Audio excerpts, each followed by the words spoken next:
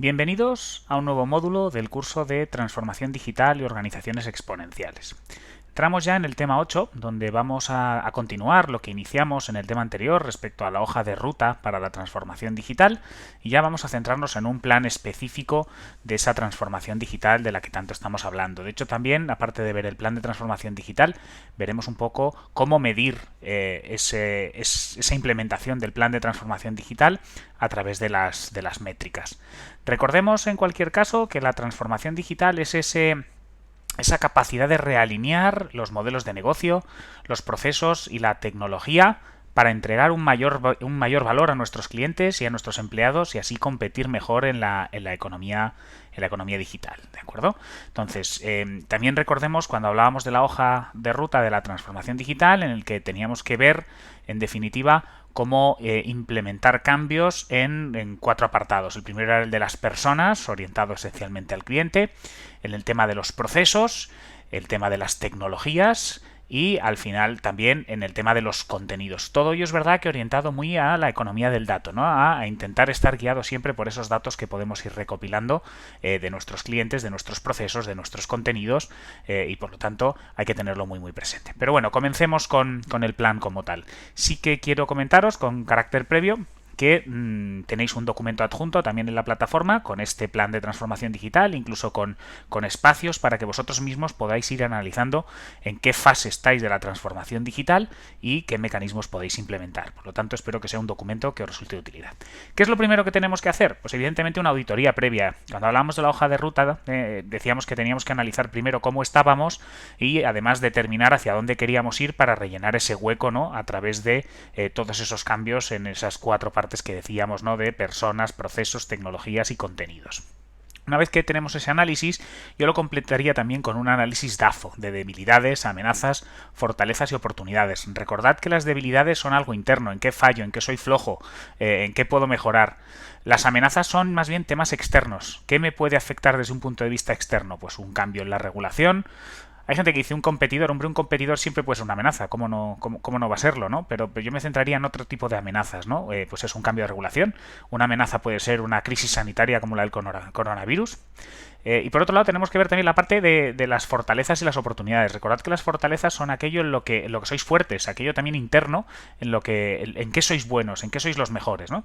Y las oportunidades también es un tema externo, y es decir que, oye, ¿qué oportunidades se me pueden presentar de carácter externo? A lo mejor también un cambio regulatorio puede ser algo positivo para mí, para implementar un nuevo modelo de negocio, o incluso una crisis también, una crisis en un momento determinado, pues me permite generar nuevos modelos de negocio. Por lo tanto, es importante que realicéis también un análisis DAFO.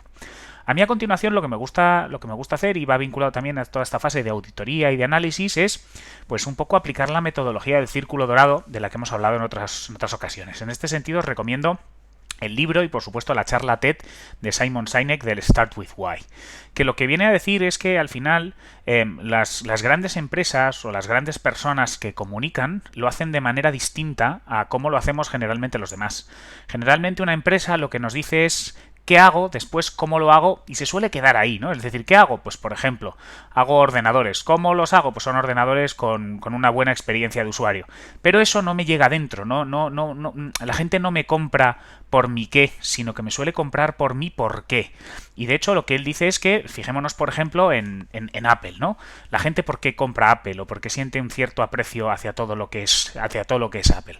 Porque lo hace al revés, de dentro a afuera, ¿no? Lo primero que dice es saber qué es Apple. Apple tiene el lema del Think Different, pienso diferente. ¿Y cómo pienso diferente? ¿Cómo pienso diferente? Y quiero a todos los que piensan diferente para cambiar el mundo.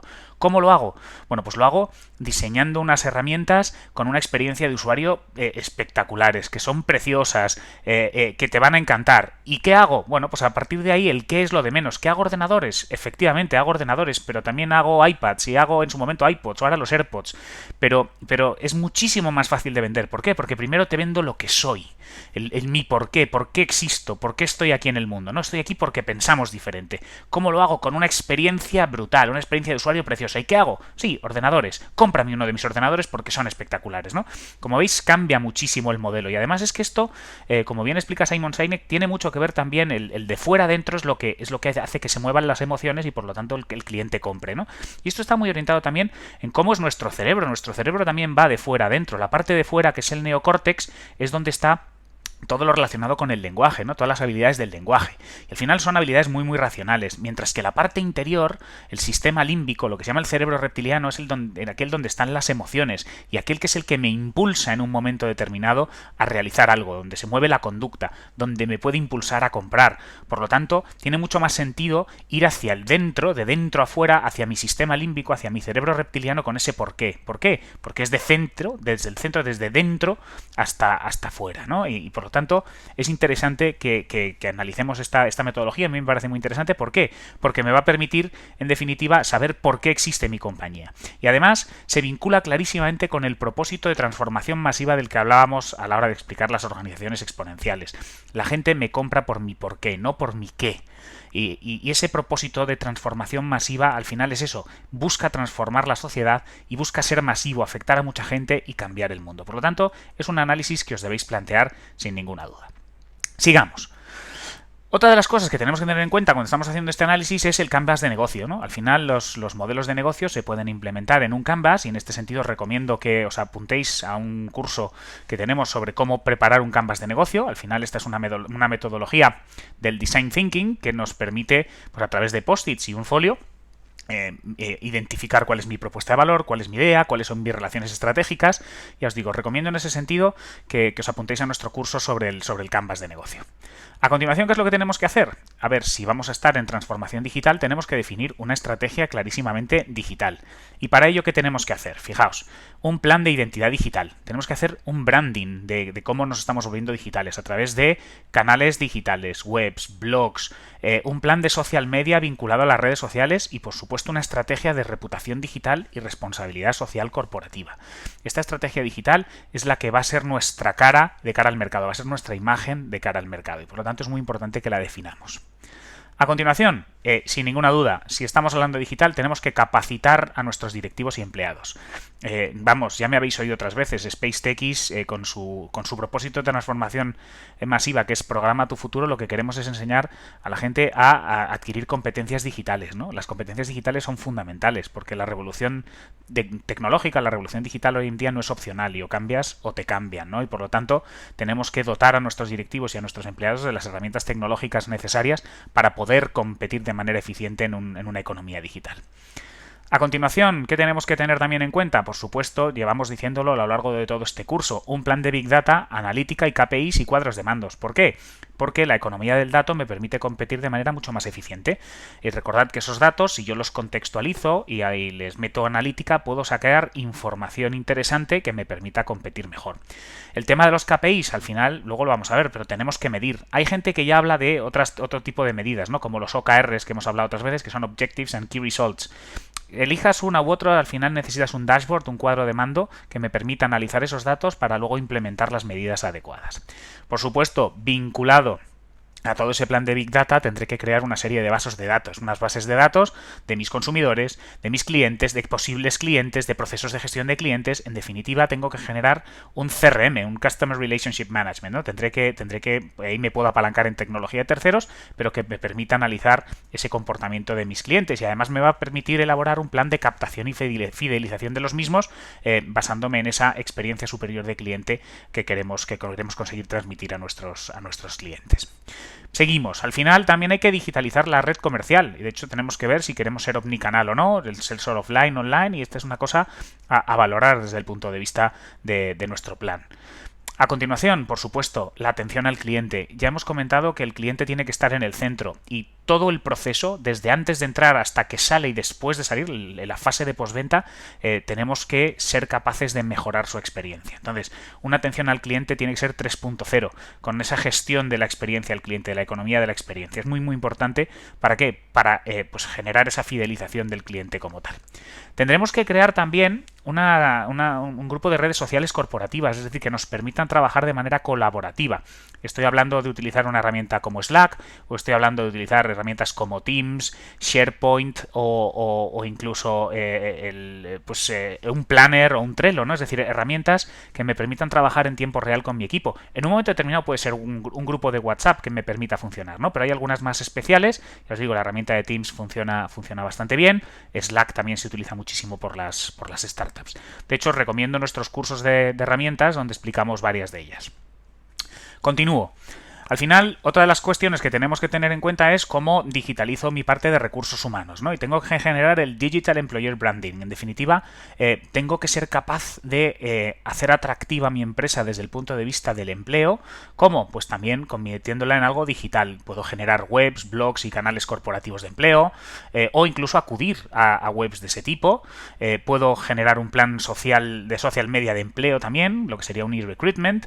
Puedo generar también bases de datos y procesos de gestión de candidatos, incluso ya hay procesos automatizados, o lo que decíamos, puedo llegar a acuerdos con colaboradores externos para poder trabajar por proyectos. Si os acordáis, cuando hablábamos de las organizaciones exponenciales, hablábamos del tema de staff on demand, ¿no? El poder tirar de la gente a demanda y no tengo por qué cargar mi estructura de costes fijos a lo mejor solo con empleados, sino con acuerdos con colaboradores externos, con freelance, que me permitan trabajar de una manera más eficiente. Por supuesto, tendré que identificar dentro de la empresa todos los procesos a digitalizar. Es una de las partes más importantes. ¿Tengo que digitalizar todos los procesos? Ya hemos visto que casi todo se puede transformar en ceros y unos y por lo tanto sí que es recomendable ver qué puedo digitalizar y qué puedo automatizar dentro de la empresa. Muy importante, y también lo podríamos vincular con el análisis del Canvas que comentábamos antes, la posibilidad de identificar nuevos negocios digitales.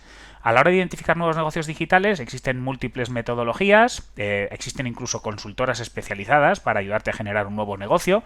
A mí en España hay una consultora que me gusta muchísimo que se llama iGeneris, donde trabajan dos buenos amigos como son Miguel Urrecha y José García Leániz, que hacen auténticas maravillas en la generación de nuevos modelos digitales, ¿no?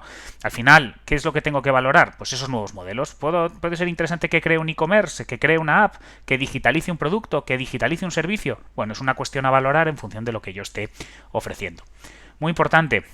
A pesar de que ahora mismo estamos con grandes restricciones como consecuencia del tema del coronavirus, al final tenemos que ver el tema de la globalización o la internacionalización de mi modelo de negocio.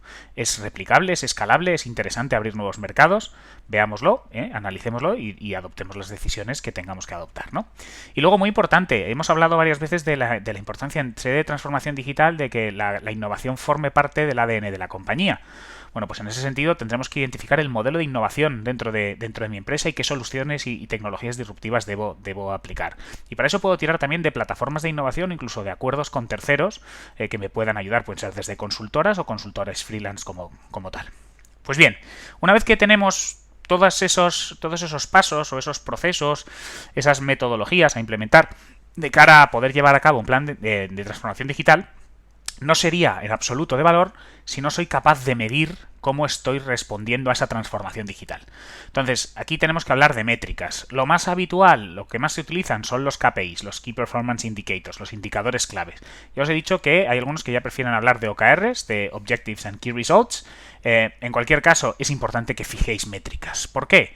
Porque tenéis que preparar cuadros de mando, dashboards, que os permitan visibilizar de una manera rápida cómo está evolucionando la compañía, si estamos adoptando medidas adecuadas o no. Es decir, medir, ¿para qué? Para tomar decisiones casi en tiempo real. Y además, hoy en día, con todo el tema del Big Data, se puede tener información en tiempo real para adoptar decisiones casi en tiempo real. Por lo tanto, las métricas son verdaderamente importantes. ¿Qué es una métrica, en definitiva? Al final es una medida del rendimiento o desempeño que está llevando a cabo un proyecto, una idea o un modelo de negocio. ¿Y por qué son importantes las métricas? Bueno, porque a mí me gusta mucho esta cita de Lord Kelvin que decía que lo que no se define no se puede medir. Lo que no se mide no se puede mejorar. Lo que no se mejora se degrada siempre. Ahora, ¿Qué es importante? Muy importante que hay que tener en cuenta que no todas las métricas nos valen, ¿no? Hay métricas que pueden ser útiles y otras que no. Tenemos que ver aquellas que nos ayuden a medir el rendimiento del proyecto. Las métricas como tal tienen que ser accionables, es decir, me tienen que permitir establecer un sistema de causa-efecto. Oye, aquí hay un problema, actúo. ¿Por qué? Porque así puedo adoptar las distintas decisiones. De hecho, es muy interesante el acrónimo SMART que utilizan los ingleses para ver qué métricas son las adecuadas. Para que una métrica me sea de utilidad tiene que cumplir los siguientes parámetros. La S de specific en inglés, que sería que la métrica tiene que ser específica, tiene que ser clara, tiene que estar bien determinada, tiene que ser measurable, es decir, medible o mensurable, es decir, tengo que ser capaz de ver la cantidad, la mejora, ¿no? ¿De acuerdo? O el empeoramiento en un momento determinado. Tiene que ser achievable, es decir, alcanzable, tiene que ser una métrica que se ajuste a una cierta realidad, ¿vale? Tiene que ser relevante, la R, tiene que ser relevante ¿para qué? Para mi negocio, porque si estoy midiendo algo que no es relevante para mi negocio, probablemente sea una métrica que no me sea de utilidad. Y finalmente, timely, ¿no? Es decir, oportuna, en tiempo. ¿Por qué? Precisamente eso, para poder adoptar decisiones en tiempo real. Si sois capaces de identificar, de fijar vuestro plan de transformación digital y sois capaces de establecer las métricas, vais a ser capaces de generar nuevos modelos, estoy convencido, vais a ser capaces de llevar con éxito el plan de transformación digital y vais a ser capaces de cubrir ese espacio que decíamos entre el análisis inicial de cómo estoy, de mi situación actual, hacia la visión que quiero obtener. Bueno, pues espero que este plan de transformación digital, junto con las métricas, os sean útiles. Recordad que tenéis un documento con este plan para que podáis trabajar sobre ellos también en la plataforma. Espero que esto esté siendo de utilidad y bueno, pues muchísimas gracias. Nos vemos pronto y nos vemos en la red.